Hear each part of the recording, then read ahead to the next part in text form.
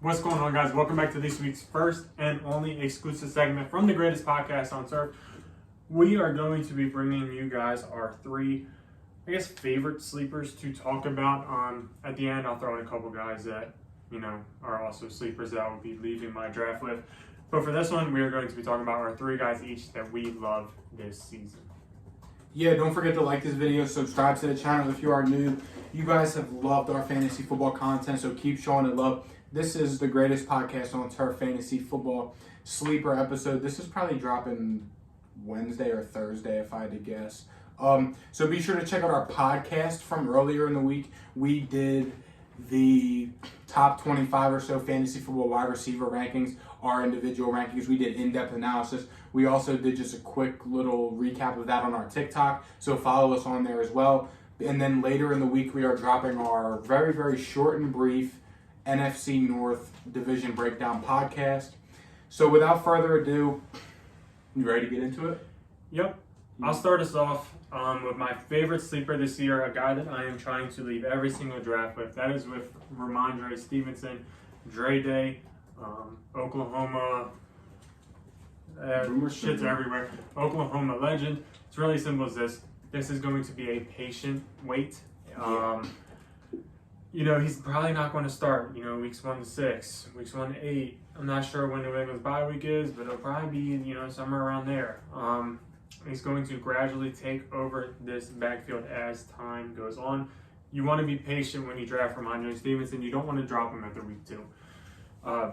If you didn't want to draft him, you could probably buy low on him come week 4. I would probably play it the safe way and have him on your team because he has league-winning upside.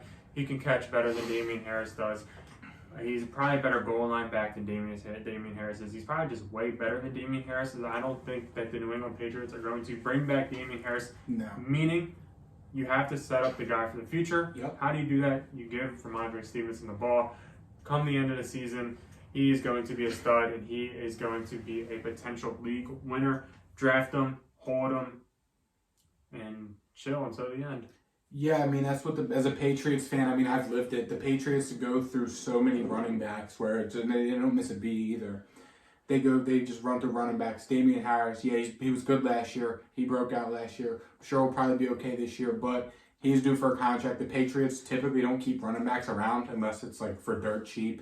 Hence why we've kept Rex Burkhead and James White around, or we kept them around for so long anyway because they were good role players and they were fine with taking the less money and staying in the system and just doing their part, compared to Damien Harris, who is a guy who broke out last year, scored a lot of touchdowns, so I'm sure he's going to want the bag, especially if Ramondre Stevenson starts to take over. He's probably not going to be too happy, so I like that Ramondre Stevenson sleeper. And staying in the division, I've been on this train for about 2 years now, and I think this is finally the year it works out. It's Devin Singletary. If you just look at the stats, fantasy points for the last 5 weeks of the season, 10, 16, 14, 23, 23. Pretty fair stretch in terms of fantasy points. Devin Singletary didn't fumble once after week 10, which is good, and that's when he started to see the field more. They got him involved in the passing game as well. Through the last from weeks 14 to 18, he had 7, 8, 14, 15, 17 targets in the passing game, along with a lot of carries. He was scoring a lot of touchdowns, getting a lot of targets in the passing game, and even getting a lot of passing yards, 24, 40, 10, 40. So, Buffalo really got him involved down the stretch at the end of the regular season. And what Buffalo has lacked so much through their run of starting to finally be really good again is a run game. Your quarterback cannot be your number one running back unless your name's Lamar Jackson and you just make it work and your offense is entirely built around that. Josh Allen, yeah, he's a big body, but there's only so many big hits your quarterback's going to take or can take before injuries start to happen. We've seen it with the Chiefs, and they haven't had much success with the run game, and that's what hurt them down the stretch. We've seen other teams be really good who have had a serviceable run game. Just an example, the Patriots. Now, I know they had Tom Brady as well, but if you look at the teams, they had no passing weapons, but they made it work because they had a great run game to set up the offense, and I think that's what Buffalo does this year with Devin Singletary. I'm not buying into that James Cook hype. I think he's just going to be Clyde Edwards-Helaire, come and catch some passes, not be anything special. We saw the Bills kind of give up on Zach Moss late at the end of last season. So I think this is the Devin Singletary show, and I'm buying into the hype. So if you can grab Devin, I'm aiming for Devin Singletary in every single one of my fantasy football drafts this year. Just like I did last year and the year before. It's fair. Next up, taking another guy that I like. I went pretty deep with these sleepers this episode. Damien Pierce. I know he's a Houston Texan, but also the Houston Texans have been getting too much disrespect for my liking. I think the Texans' offense is serviceable. I think Damien Pierce takes over this backfield. The Texans in general are not a great football team. Yes, I know Damien Pierce was not a high capital asset that they brought in, but Marlon Mack coming off of an Achilles, I don't really want that. Rex Burkhead, I don't really want that either. Damien Pierce was a stud in Florida. He only had 500 rushing yards his senior year, but 100 carries, 574 rushing yards in the SEC, 5.7 yards per carry. That is pretty good. He showed that he can receive the ball. That kind of increased as his time went along. He only had 19 catches, 216 yards. He can do it. Will he do it every time, though? I'm not positive because, like I said, Rex Burkhead is still there.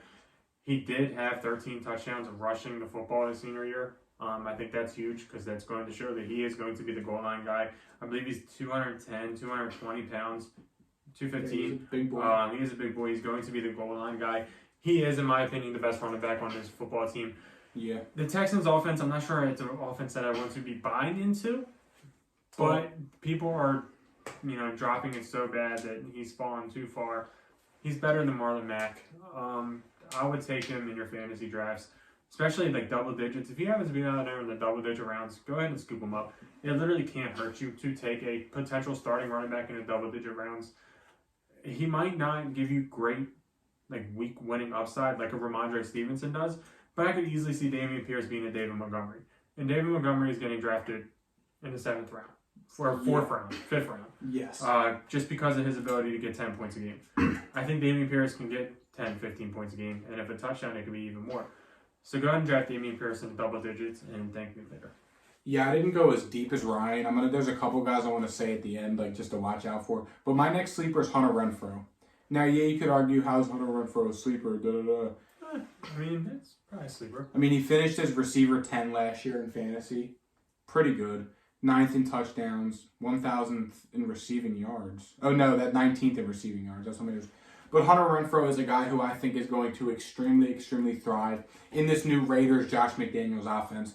The offense is set up exactly how Josh McDaniels had it in New England when they were so good, just without the great quarterback, whatever. They have Darren Waller, who can be Gronk, who can get open, very athletic, dynamic tight end. They have Hunter Renfrow, who is a better version of Julian Edelman, Danny Amendola, and Chris Hogan. But the only thing different is they have Devontae Adams. Yeah, it's a pretty big difference. But I think Hunter Renfrow is going to remain the top goal line target. We know what Josh McDaniels is going to do when they get down to the red zone. He's going to look for Hunter Renfrow on a zig route. He's going to put him out on an island, or he's going to send Darren Waller out and throw a fade to him. Hunter Renfrow is absolutely going to eat in this offense just due to Josh McDaniels' ability to create elite slot receivers. So, what round does Hunter Renfrow go in? The 8th, 9th, 10th, 11th rounds? Probably, maybe 7, 8. Let me look on sleeper real quick. Yeah, just check. Hunter Renfrow's going, we'll say, between the 7th and 11th rounds. I feel like I've been getting him in. That's good value. Again, when receivers are such a hot commodity, grabbing a guy like Hunter Renfrow in the middle rounds could be a very, very big help for you, especially with the top receivers going off the board a lot. So Hunter Renfrow, definitely, he's one of my sleepers this year, and I think he's going to be able to thrive very, very, very well in this Josh McDaniels offense. About 8, 9, or 10, give or take. Yeah. So, that's arguably sleeper. I consider it a sleeper. Next up, this guy's really deep. You probably don't even have to draft him. You probably have to draft him. But, one of your later rounds, Jalen Tolbert, wide receiver of the Dallas Cowboys. There's literally nobody else besides CeeDee Lamb and Dalton Schultz. James Washington's hurt. Michael Gallup's hurt. Noah Brown has been there for years and he hasn't done anything. Jalen Tolbert will be on the field week 1 for the Dallas Cowboys just because of the fact that there's nobody else there. Jalen Tolbert, I don't know how good he is. I'm going to be honest with you. He's from South Alabama, I believe. He might suck. There is a decent chance that he suck. But the metrics, or his numbers, his athleticism is all there. he's on one of the best offenses in football. The opportunity is there because there's really not many people. Just definitely look out for Jalen Tolbert. You can probably drop him after week 1 or 2, if we're being honest. But I think if he ends up being the number 2 in Dallas, you definitely got to steal. I'm not saying that he will be, but there is definitely a chance that he could, possibly end up like that. Yeah, and this next guy, this is like kind of a gamble here. Ronald Jones III in Kansas City. Now, as I was saying earlier, and I said on the podcast talking about receivers, the Chiefs, I think that they're going to try and move on to a new type of offensive style now that they don't have Tyreek Hill, where they can kind of just send him on a jet sweep or send him deep and he'll get open. Yeah, they have Travis Kelce, who's the best tight end in the league, but I think they're going to have to rely on the run game a lot because how their receiver room is kind of just MVS, Juju, Sky Moore, Josh Gordon. That's nothing to, get excited over if you're a quarterback or if you're a fan of this team. But you do have Travis Kelce. But I think the Chiefs bought in Ronald Jones for a reason. I think he's going to be able to come in and be that running back 1 that he once was in Tampa Bay before they bought in Leonard Fournette and before he started fumbling the ball. I think that this is, I could be completely wrong for this, and this may end up biting me in the back. But I think Ronald Jones is going to be heavily involved in this Chiefs offense, and he's going anywhere between the 9th, 10th, 12th rounds. I've gotten him in some mock drafts.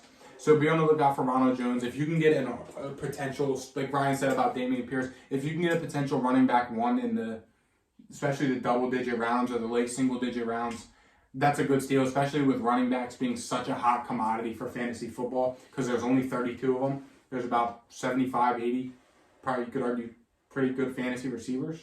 I'd say probably 40 to 50. Maybe I was reaching a little bit. But Ronald Jones, the upside's there, and I think Kansas City's going to look to lean on the run game, which they have lacked for all these years. And I think that they're going to try and go out there and make a statement and say, all right, we can run the ball just with the rest of the teams. Just same thing that Buffalo's going to try and do. That's fair. And I'll just give a couple honorable mentions because I did my main. I don't really have any other running back sleepers. I do agree with him with Ronald Jones.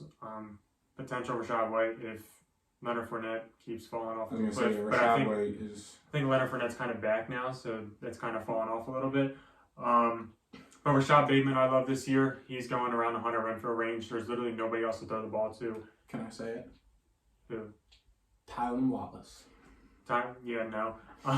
That's a Jalen Tolbert type of sleeper. Probably even deeper than Jalen Tolbert. Elijah Moore, I think, is going to be a stud this year. Chris Olave, I think, has the potential to be a stud this year. Christian Kirk has the potential to be a stud this year. I'll take Chris Olave. If you give me Chris Olave, I'll give you Christian Kirk in every single one of our drafts. I probably won't draft Christian Kirk in every single. We have our deal already. Sure. I was just trying to get Chris Olave too. That's fine. If I see Chris Olave, if you take Chris Olave, take him. But he's on my radar too. Well, what if Christian Kirk is all mine? Then that's fine. I'm not valuing Christian Kirk like I valued Amon-Ra last year. That's fair.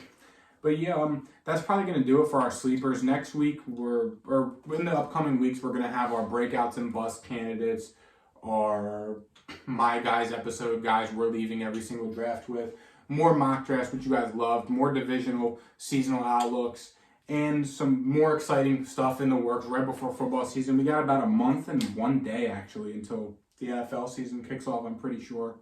Let's see. I think so.